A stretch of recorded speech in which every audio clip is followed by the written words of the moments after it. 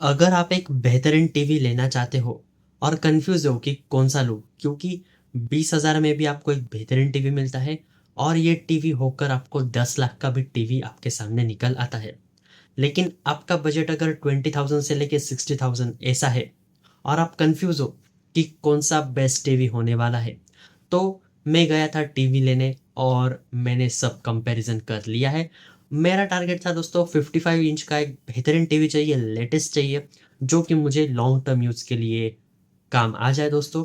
तो इसी की तरह दोस्तों मैंने बहुत सारे रिसर्च किए, जैसे कि आप भी करते हो। तो सबसे पहले मैंने ऑनलाइन रिव्यूज़ चेक किए, ऑनलाइन वीडियोज़ देखे।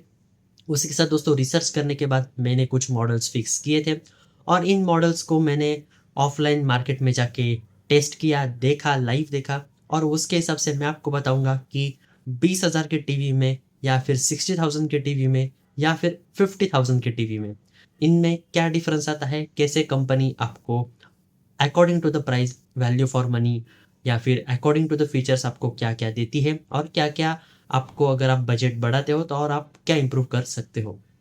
तो इस वीडियो में आपको, अगर आप एक टीवी लेना चाहते हो, स्पेसिफिकली 55 इंच का एक टीवी लेना चाहते हो, और अगर आप पहली बार ले रहे हो या फिर आपके पास ऑलरेडी था, लेट्स से 43 इंच था, आप 55 इंच पे अपग्रेड कर रहे हो, तो ये वीडियो आपके बहुत काम आने वाला है। तो ज़रूर पूरा देखना। तो सबसे पहले, अभी 20,000 में अगर आप ढूंढ रहे हो 55 इंच टीवी या फिर 30,000 के रेंज में, तो मैं सजेस्ट करूंगा कि आप बिल्कुल भी मत जाइए। उससे अच्छा 30,000 में आप एक 43 इंच का टीवी ले सकते हो। तो 30,000 के आगे ही हम जाएंगे। और मार्केट में दोस्तों सबसे पहले जो एक वैल्यू फॉर मनी या फिर जिसका बहुत बड़ा नाम है, वो टीवी निकल के आता है जिसका नाम है दोस्तों Xiaomi FX Pro QLED। तो ये 2025 का लॉन्च है और ये एक 4K QLED टीवी है। अभी QLED एक बेहतरीन टेक्नोलॉजी है और इसमें अगर आप देखा जाए तो आपको इसमें फायर टीवी ओएस दिख जाता है। इसके जो फीचर्स है ये मैं आपको स्क्रीन के ऊपर आपको दिख रहे होंगे। इसकी प्राइसिंग है दोस्तों जो कि आपको 33,000 के अराउंड देखने को मिल जाती है। तो ये जो टीवी है दोस्तों, ये मैंने लाइव देखा, इसका डेमो देखा। तो जो 4K QLED पैनल है HDR10 के साथ 4K है, तो उसके हिसाब से जो मैंने एक बड़ा हायर रेंज वाला 4K टीवी कंपेयर किया, तो उसमें जो 4K पिक्चर क्वालिटी है या फिर जो कलर्स है वो डेफिनेटली आपको इस प्राइस के हिसाब से अच्छे दिख जाते हैं। लेकिन अगर आपने ऑलरेडी पहले 4K टीवी देखा होगा या फिर आपने एक्सपीरियंस किया होगा तो इसके कलर्स आपको थोड़े से लो दिखेंगे। लेकिन ओवरऑल इस प्राइस रेंज में ये सबसे बेहतरीन टीवी निकल के आया है। तो अगर आपका बजट इतना ही है तो मैं सजेस्ट करूंगा बिल्कुल भी आगे मत जाइए। इस प्राइस पॉइंट पे फायर टीवी ओएस के साथ ये टीवी आप लॉक कर सकते हो। अगला टीवी है दोस्तों LG AI टीवी UA8200। ये 2025 का मॉडल है, ये भी मैंने देखा। अब ये मॉडल्स कभी कभी ऑनलाइन और ऑफलाइन वेरी होते हैं, लेकिन इस प्राइस रेंज में दोस्तों 40,000 में LG का भी टीवी अवेलेबल था। तो LG के टीवी के बारे में बात करें तो ये एक ऐसा टीवी है जिसमें आप एक ब्रांड ट्रस्ट है, बहुत पुरानी कंपनी है टीवी में, तो आप इसको कंसिडर कर सकते हो। लेकिन इसको ही मैं अगर कंपेयर करना चाहूँगा, जो कि है दोस्तों Xiaomi X Pro Cine Magic QLED, जो कि अगेन 2025 का लॉन्च है। फीचर्स में बहुत तगड़ा है, सेम प्राइस पॉइंट पे आपको मिल जाता है। 4K QLED है, तो डिस्प्ले अगर आप इन दोनों की कंपेयर करोगे तो मुझे जो बेहतरीन लगा वो Xiaomi का लगा।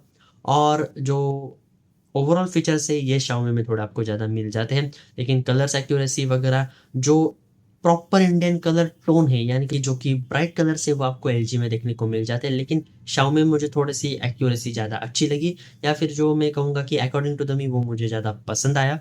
तो अगर आपका बजट 40,000 तक एक्सटेंड हो रहा है तो डेफिनेटली मैं आपको कहूँगा कि Xiaomi के साथ आप जा सकते हो। लेकिन बहुत सारे जगह पे अभी ऐसा है कि Xiaomi की सर्विसिंग या फिर बहुत सारे जो ऑफलाइन स्टोर्स है उन्होंने Xiaomi के टीवी बेचना बंद कर दी है। तो अगर ऐसी बहुत ही दिक्कत हो रही होगी तो आप क्या कीजिएगा, आप LG के साथ जा सकते हो। नेक्स्ट टीवी दोस्तों निकल के आया था, जो कि था दोस्तों हायर का 6E, हायर का H6E QLED गूगल टीवी 2025। तो ओवरऑल फीचर्स और जो मैंने रिव्यूज़ देखे, तो इन सब में हायर की बहुत तारीफ हो रही थी।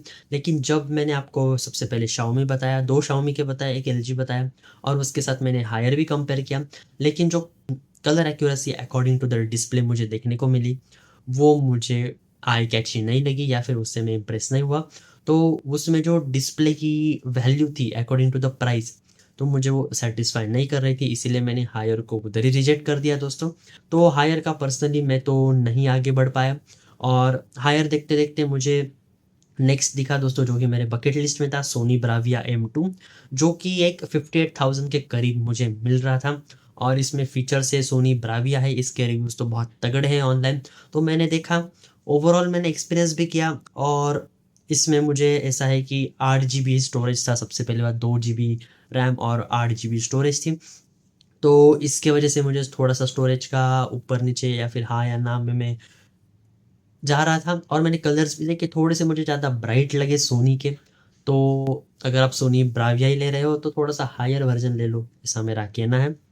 और इसी प्राइस रेंज में दोस्तों मुझे ये पसंद आ ही गया था, लेकिन इसी प्राइस रेंज में मुझे मिला जो कि सैमसंग का Q8F सीरीज़, जो कि अगेन 2025 लॉन्च है। 58,000 के करीब आपको ये मिलने वाला है। ओवरऑल मैंने कंपेयर किए इन सारे टीवी के कलर्स, एक साथ सारे डिस्प्ले चल रहे थे। इसमें सैमसंग का ये जो QLED Q8F सीरीज़ है, बहुत बेहतरीन निकल के आया दोस्तों। जो कलर एक्यूरेसी है, वो डिस्प्ले क्वालिटी है, मुझे बहुत पसंद आया। और मेरा पहले बजट था 50,000, जो कि मैंने एक्सपांड करके दोस्तों 8-9 हज़ार मैंने और बढ़ा लिए। तो इस प्राइस पॉइंट तक अगर आप जा रहे हो तो डेफिनेटली आप सैमसंग का Q8F सीरीज़ को आप चेकआउट कर सकते हो। इसका मैं रिव्यू ज़रूर लेके आऊँगा, इसको ही मैंने फाइनल किया है। मैंने शुरुआत की थी दोस्तों, जो कि थी शाओमी का, मेरे दिमाग में पहले बैठ गया था, जो कि था दोस्तों एक्स शाओमी सिनेमैजिक QLED, जो कि दोस्तों एक बेहतरीन है, जिसमें अभी 75 इंच की सीरीज़ भी लॉन्च हो चुकी है 2026 में। ओवरऑल फीचर्स थी, इसके डिस्प्ले भी मुझे पसंद आया था। 40,000 तक मैं चला गया था, लेकिन फिर मैंने ब्राविया कंपेयर किया, फिर मैंने सैमसंग कंपेयर किया। बजट में डिफरेंस है डेफिनेटली, लेकिन अगर आप बजट बढ़ा पा रहे हो तो डेफिनेटली सैमसंग का Q8F सीरीज़ पे आप जा सकते हो। ओवरऑल दोस्तों यही कहना है, according to the price 30,000 to 40,000 में आपको एक जो मैंने बताया, तो आप जाइए ऑफलाइन स्टोर में डिस्प्ले कंपेयर कीजिए दोस्तों, क्योंकि आपको सबसे ज़्यादा कलर क्वालिटी ही मैटर करने वाली है। तो आप जाइए चेक कीजिए। फीचर्स में दोस्तों 2 GB रैम आपको मिल जाती है इस प्राइस रेंज में। जो शाओमी है वो आपको 32 GB स्टोरेज भी दे देता है, तो एक वो ऐड ऑन हो जाता है। बाकी जो फिल्म मेकर मोड है और जो स्पीड है, प्रोसेसिंग स्पीड जो है, वो भी आपको इन सब में अच्छी मिल जाती है।